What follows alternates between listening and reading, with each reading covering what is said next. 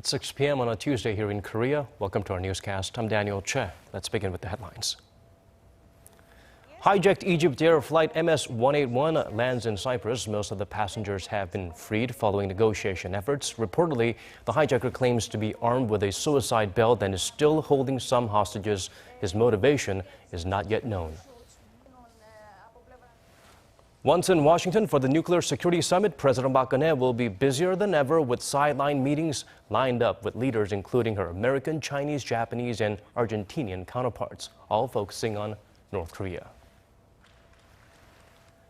It's time to set and send a clear campaign message with the general election right around the corner. The Saenuri's focus is on national security and economic revitalization. Minju is getting Busan candidates familiarized with the party's key economic message. For the People's Party, it's 20 seats or bust. An Egyptian plane is stranded in Cyprus after it was hijacked late this afternoon, but most of the passengers have been freed. EgyptAir flight MS-181 was originally en route to Cairo from Alexandria, but was suddenly diverted after it was taken over by at least one armed hijacker claiming to have a belt with explosives. EgyptAir confirmed the hijacking through an official statement after the plane landed. The airline confirmed that there were 81 passengers on board and said all have been released except the crew and 4 non-Egyptian foreigners after negotiations since the plane landed. No group has claimed responsibility for the incident yet. The South Korean government said it is in communication with the Egyptian and Greek embassies to confirm if there were any Koreans on board. South Korean President Park Geun-hye jets off to Washington this week for the Nuclear Security Summit. On the sidelines, she will be meeting with numerous world leaders on the need to keep the heat on North Korea for its recent provocations. For more on the president's packed schedule, we turn to Song Ji-sun. Before the official programs begin at the Nuclear Security Summit on Thursday, President Park Geun-hye will kick off the day by holding one-on-one talks with U.S. President Barack Obama. The two will then be joined by Japanese Prime Minister Shinzo Abe for a trilateral summit, where the leaders will discuss North Korea's nuclear issues. President Park and Prime Minister Abe have also set aside time for bilateral talks. It will be their first face-to-face meeting since the leaders met in Seoul in November last year to iron out the details of a landmark agreement on Japan's wartime sexual slavery issue, which was sealed the following month. Before heading to a reception for the Nuclear Security Summit, President Park will speak with her Chinese counterpart Xi Jinping. Officials say the two will hold in-depth talks on North Korea. The following day, the South Korean leader will sit down with recently elected Argentinian President Mauricio Macri in Washington. Prior to returning to Seoul, President Park will make a short visit to Mexico for a summit with her Mexican counterpart Enrique Peña Nieto. She will ask both Latin American leaders for their support in strictly and effectively implementing international sanctions on North Korea. The president will stress the danger posed by North Korea's nuclear development. She will also urge the international community to work together to ensure Pyongyang's denuclearization. Given that this is the first multilateral summit since North Korea's 4th nuclear test and a long-range missile launch, President Park will look to gather as much international support as she can to steer North Korea away from its nuclear ambitions. Song Ji-sun, Arirang News. In the domestic political arena, with the April 13th general election approaching, South Korea's political parties are busy refining their messages to the public. Kim Young-gil zooms in on their activities at home and out on the trail. The ruling Saenuri Party held its first campaign committee meeting on Tuesday. The 5 members, including party chair Kim Moo-sung, vowed to focus their campaign message on national security and revitalizing the economy through job creation. The Saenuri Party must listen to what the people want. The top priority is national security and job creation. Also, our economy cannot recover if our security is threatened. Stepping up its campaign efforts, the main opposition Minju Party of Korea's interim leader Kim Jong-in headed to Busan, located in the conservative stronghold of Gyeongsang-namdo province. There, he met with candidates to explain the party's message on economic issues. The co-leader of the minor opposition People's Party, An Cheol-soo, vowed to take responsibility if the party fails to win 20 seats in parliament, which would allow the party to form a negotiation bloc. As the party's leader and the person spearheading the race, I will take full responsibility for the outcome of the election results. Earlier in the day, the party reprimanded one of its candidates for trying to make a deal with a Minju Party candidate running in the same district. The party reiterated it is against forming alliances with other parties for the election, which would undermine An's goal of transforming Korea into a multi-party system. With the campaign heating up, there's no telling if any of the other candidates will try the same thing. But political analysts note that the unofficial deadline for forging an alliance is April 4th, when the National Election Commission starts printing the ballots for the election. Kim Young-gin, Arirang News. Shifting our focus to national defense, the South Korean military is keeping a close eye out for possible provocations from the north. Tensions have only heightened since Pyongyang was hit with new UN sanctions earlier this month. And with signs of increased border activity by the regime on the peninsula and in China, officials are warning citizens to be on alert. Kim Yeon-bin reports. South Korea's military says it is ready to deal with any provocations from the north, even while President Park Geun-hye is away for her overseas trip to North America. Since North Korea has recently made various threats, the ministry is seeking countermeasures against all eventualities. Security and surveillance have been high since Pyongyang conducted its fourth nuclear test and long-range rocket launch earlier this year. And in the latest, the Defense Ministry reported Tuesday that there has also been a rise in North Korean drone activities along the western front line. It's believed to be operating numerous different types of UAVs for surveillance and attack purposes. However, the ministry reiterated that it is well prepared to handle any drones that cross the border.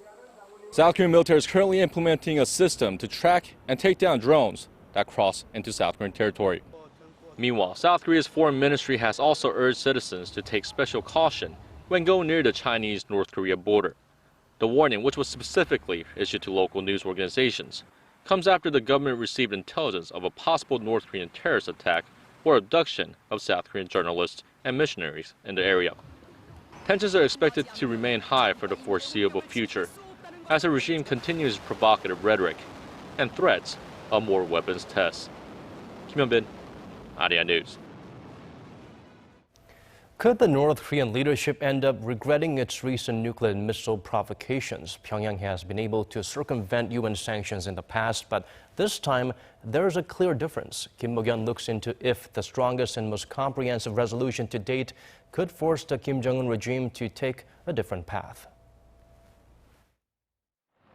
It's widely believed the UN Security Council's most recent round of sanctions on North Korea will deal a severe blow to the country's already weak economy. According to a report released by the Seoul-based Korea International Trade Association on Tuesday, the products covered by the UN resolution account for nearly 45% of North Korea's exports based on 2014 figures. The sanctions includes bans on any type of transactions on natural resources such as iron ore, coal, gold, and titanium, except when related to public welfare. In dollar terms, an inability to export the listed items could cost the regime some $1.5 billion a year. The report says this could eventually see North Korea's export revenues cut in half. By country, North Korea has been exporting a whopping 97% of its items banned by the UN to China, including 100% of its coal and iron ore exports. The overall figure has been on a steady rise in recent years too, indicating Pyongyang's high level of dependence on Beijing. The report says North Korea's revenue stream could be badly affected by the latest sanctions, providing the measures are implemented properly. It says the effectiveness lies squarely with how faithfully China, North Korea's longtime ally and main trading partner, sticks to the resolution. Beijing supported the sanctions at the UN Security Council, but China has been accused in the past of agreeing to sanctions but later loosening up on them. Kim Mo-kyun, Arirang News. Back here in South Korea, there will be spending cuts by government ministries and agencies by 10% next year. Hwang Ji-hye keeps us up to date on the government's plan to restructure its expenditures to focus on creating new jobs and increasing the country's growth potential.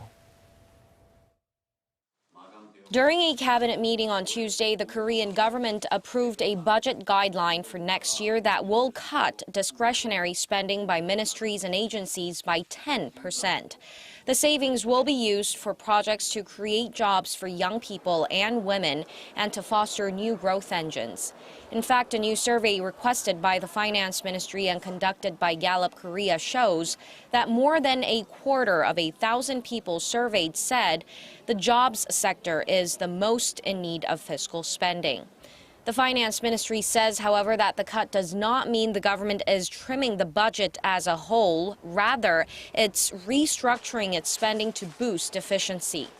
Discretionary spending makes up around 50%, or roughly $175 billion of this year's roughly $330 billion budget. If the items that cannot be cut from discretionary spending, like labor, are subtracted, a cut of around $13 billion is expected in next year's budget. The budget restructuring comes amid lingering economic uncertainties at home and abroad, resulting in sluggish tax revenue, along with a rising demand for social welfare due to the aging population and a low birth rate. Each ministry will have to submit its budget plans by the end of May to the Finance Ministry.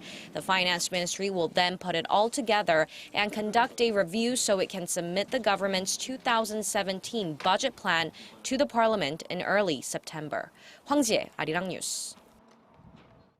Meanwhile, Korea's Consumer Sentiment Index ended its downward streak this month. The Bank of Korea says the index came in at 100, up 2 points from February. The improved sentiment is mainly attributed to easing threats out of North Korea and the recent climb in global crude oil prices that in turn stabilize financial markets.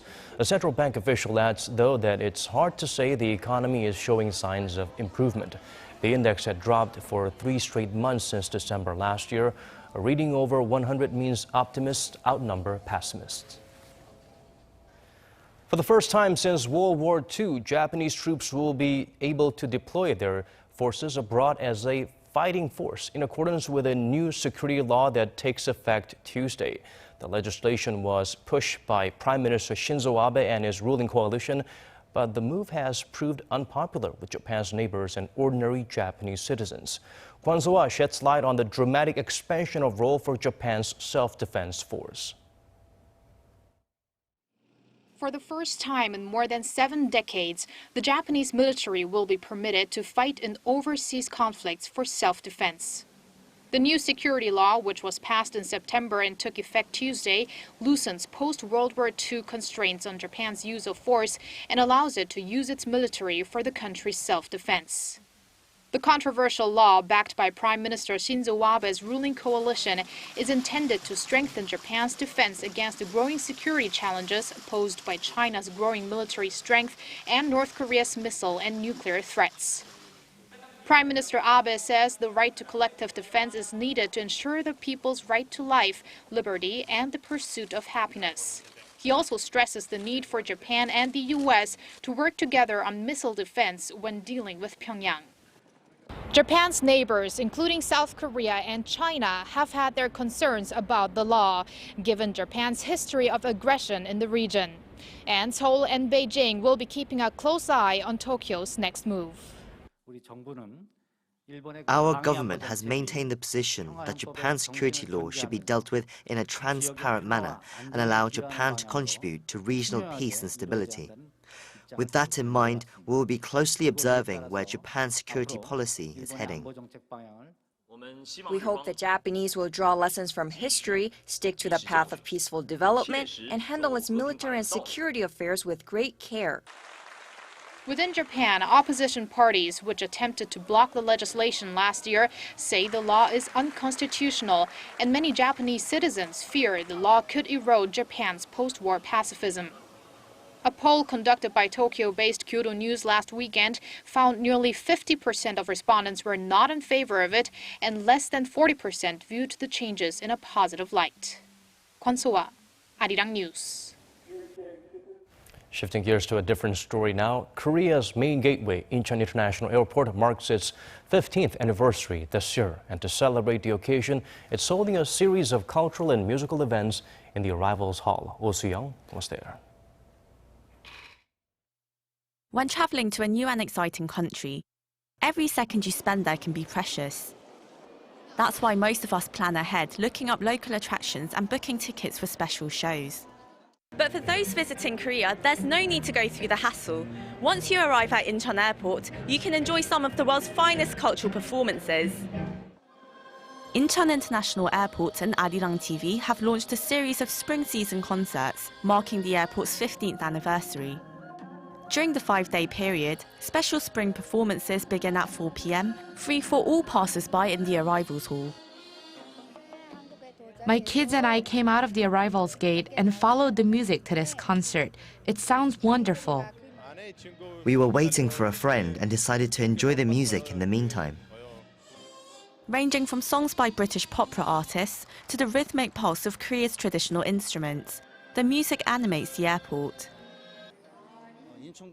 With our high-quality facilities and premium service, Incheon International Airport has been named the world's best airport for 11 consecutive years. So with our 15th anniversary on March 29th and the advent of spring, we wanted to offer special cultural experiences for our passengers. If you missed the special spring performances, there are plenty more musical treats in store. 2 pianists will go head-to-head in daily piano showdowns, exciting passers-by with their lively repertoires. And before catching a flight, you can enjoy mini concerts held at various times during the day, all while you hit the duty-free shops. With these so-called culture port events, Incheon International Airport is no longer just a place to pass through, but the venue for an all-round cultural experience. Oh Soo-young, Arirang News. That does it for me at this hour. Thank you for watching.